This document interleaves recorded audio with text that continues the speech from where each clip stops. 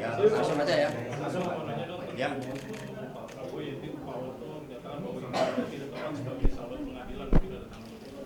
Ya, Pak Oto Hasibuan barangkali lupa ya bahwa beliaulah yang meminta kehadiran Ibu Megawati Soekarno Putri sebagai saksi.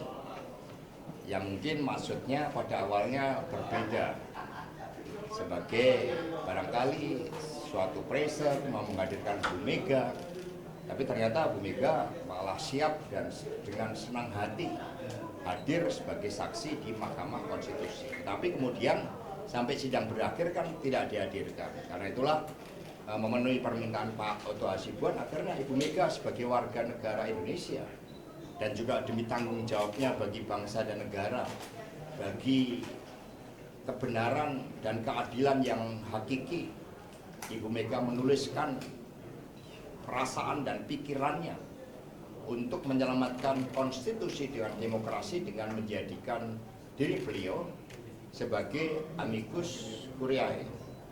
Dan ini bukan dalam kapasitas beliau sebagai presiden kelima, bukan dalam kapasitas sebagai ketua umum PD Perjuangan, tetapi dalam kapasitas sebagai warga negara Indonesia yang memiliki tanggung jawab bahwa kedaulatan itu berasal dari rakyat. Dengan demikian kebenaran yang hakiki itu juga berasal dari rakyat. Untuk itu pemimpin jangan menyalahgunakan kekuasaan, semua berpegang pada konstitusi dan peranatan kehidupan yang baik. Mas, terkait pemanggilan Wali Bakri besok di Polda Metro Jaya? Ya, tadi dibahas oleh para purnawirawan TNI Polri dan kelompok civil society yang bergabung di dalam Forum Penyelamat Reformasi dan Demokrasi. Sangat disayangkan terhadap apa yang dilakukan oleh Mbak Koni. Ini kan upaya untuk menegakkan demokrasi, kebenaran, dan Polri harusnya bercermin bahwa memang kemarin terjadi penyalahgunaan kewenangan, terjadi penekanan. Bahkan kepala daerah yang sangat baik dari PD Perjuangan namanya Ibu Ipuk, Bupati Banyuwangi yang notabene adalah istri dari Pak Abdullah Aswar Anas. Beliau rajin turun ke desa, bekerja dengan baik, memajukan Banyuwangi. Itu pun diperiksa 6 jam oleh Polda Jawa Timur sebelum pemilu agar tidak memberikan dukungan kepada Pak Ganjar Mahfud. Kepala desa diintimidasi, kepala dinas, anggota legislatif incumbent dari PDI Perjuangan diawasi. Kemudian sebaiknya fokus pada penegakan hukum, dan mereka-mereka yang melakukan intimidasi itulah yang seharusnya diperiksa oleh Polri, bukan orang yang berjuang bagi keadilan dan demokrasi. Sehingga ini harusnya otokritik bahwa Polri itu, kami mencintai Polri untuk menciptakan sistem hukum yang berkeadilan seperti Singapura. Disegani, orang takut melanggar hukum, takut korupsi, korupsi tambang berapa ratus triliun tidak cepat ditangani. Ini orang yang memperjuangkan demokrasi justru akan diperiksa. Sehingga kami akan melakukan advokasi tim pembela para purnawirawan TNI Polri untuk mengingatkan agar kembali pada jati diri yang berpihak pada merah putih, pada kepentingan bangsa dan negara, menegakkan hukum yang berkeadilan, bukan kemudian malah berpihak kepada keluarga yang haus kekuasaan.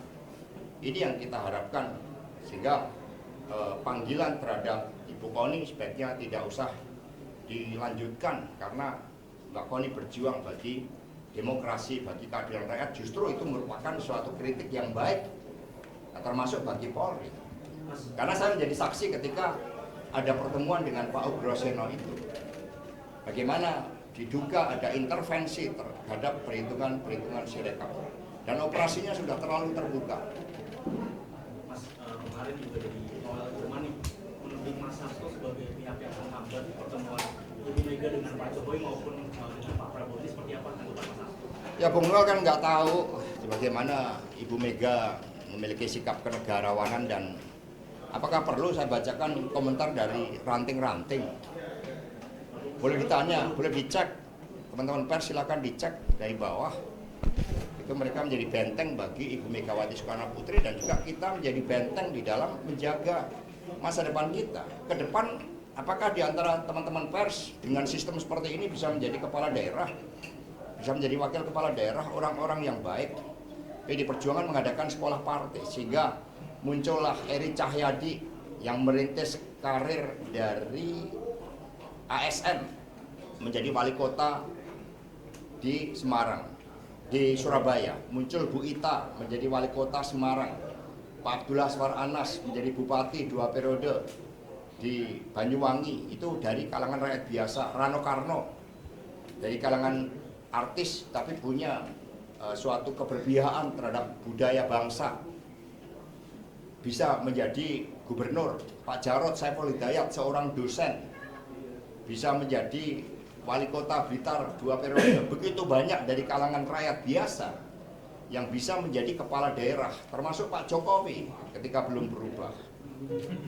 Sehingga ini yang terancam sekarang. Nanti yang menjadi pimpinan adalah mereka yang punya uang, mereka yang punya akses terhadap hukum, sehingga hukum bisa dilanjutkan menjadi alat intimidasi. Apakah itu yang kita inginkan? Maka ini adalah sisi gelap demokrasi kita yang harus kita selamatkan. Maka mengapa Ibu Mega sampai menjadi amicus curiae sebagai warga negara Indonesia, dan kemudian menulis dengan perasaan, pikiran, agar habis gelap benar-benar terbitlah terang. Mas, berarti grassroots PDIP nggak mau bergabung dengan Prabowo? Kan Pak Jokowi tadi yang tanyakan. Ya, Nggak mau bergabung dengan Pak Jokowi. Kalau dengan Pak Prabowo Kan kita masih ada persoalan dengan MK. Kita tunggu keputusan dari Mahkamah Konstitusi. PD Perjuangan itu digerakkan oleh hal-hal yang fundamental demi kejayaan bangsa dan negara kita. Maka yang penting bukan siapa bertemu siapa, tetapi bagaimana persoalan-persoalan yang kita hadapi bisa kita mitigasi. Pelemahan rupiah sudah sangat mengkhawatirkan, 16.300 per US dollar beban utang luar negeri kita, dan ini harus kita antisipasi. Kenaikan harga kebutuhan pokok rakyat, pertarungan geopolitik, kalau ini tidak kita antisipasi, kita mitigasi dengan baik, akan terjadi krisis. Ini yang tidak diinginkan oleh PDI Perjuangan. Jadi mari kita tetapkan bahwa politik itu menyentuh hal-hal yang fundamental terkait dengan keselamatan rakyat, bangsa, dan negara, bukan sekedar siapa bertemu siapa. Pak, melanjutkan pertanyaan tadi, Ya.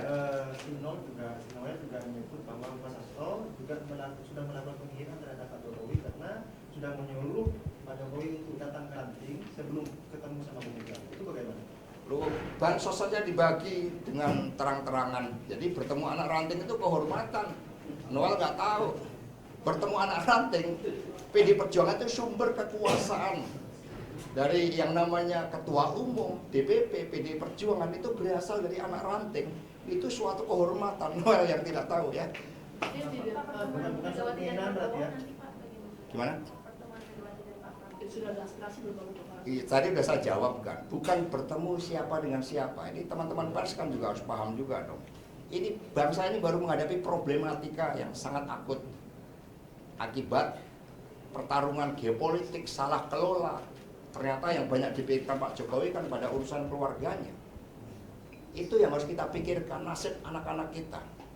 Pendidikan banyak, ya kemarin berita bagaimana mereka yang mengikuti pendidikan lanjut kedokteran menghadapi tekanan-tekanan mental.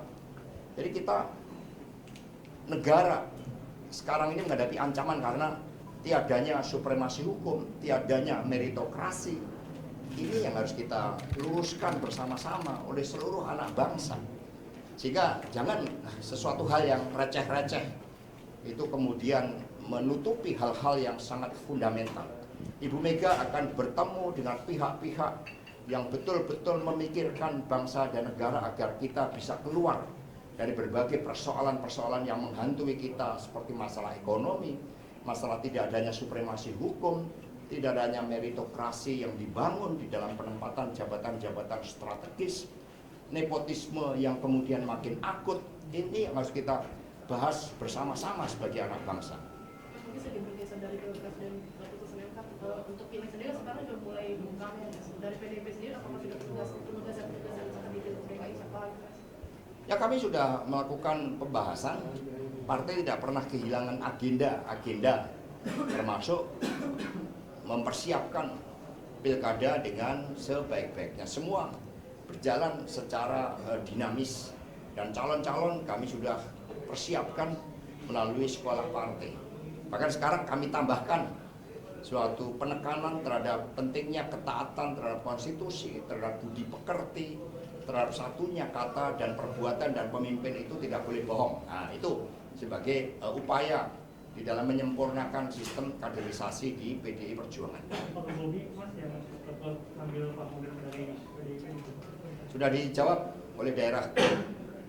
Masuk lagi Mas, kemarin Pak Jokowi bilang kalau undang-undang perampasan aset bolanya dari DPR, kalau dari PDIP sendiri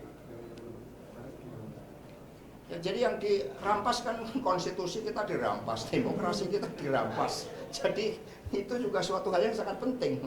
Jadi jangan berpikir juga tentang perampasan aset, ini demokrasi dirampas, kedaulatan rakyat dirampas, konstitusi dirampas. Itu harta yang paling berharga yang saat ini harus kita selamatkan, termasuk juga harta-harta hasil dari korupsi.